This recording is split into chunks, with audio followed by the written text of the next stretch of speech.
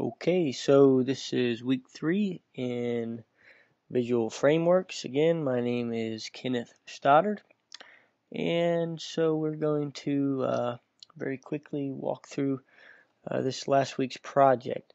So what did I have problems with? Well, I had problems with validation. Basically, right here you see an if statement that's commented out, and it is trying to validate a couple check boxes. So basically what it says is if get type note dot value is not equal to checked and get type to do dot value the value is not equal to checked, then basically give this message, change the style, and then push it into the array. However, it does not work. So if you have any suggestions, let me know. Just can't figure this one out. So that gave me a problem. Again, another a logic issue.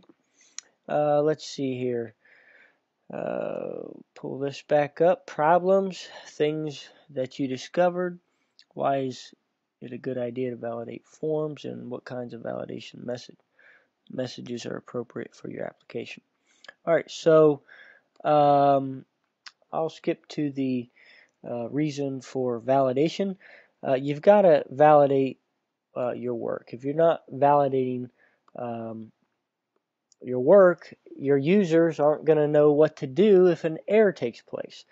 How are they supposed to know if they didn't submit the right information unless you validate the form and let them know? We do it all the time just by mistake. So you got to make sure that you validate. That way the user doesn't get lost. In regards to my application, you can see an example of that right here. Please choose a category. Please give your note / to do a title. So let's go ahead and try it out. Let's give it a title. Test. Done. Let's scroll down. Add. And it pops me right back up and it says please choose a category. Alright, so you notice how it jumped back to the top. Well, that was an issue I was having because basically you'd hit submit and nothing would happen. You just look at the bottom of the page. Well, the top of the page, there was an error message. So that wasn't very helpful. So I got to looking around and found this nifty little JavaScript method here called scroll. And so there's what I'm using to create that little effect that brings me right back up to, get rid of this, brings me right back up to the top of this window. So that's it for week 3. And again, thanks.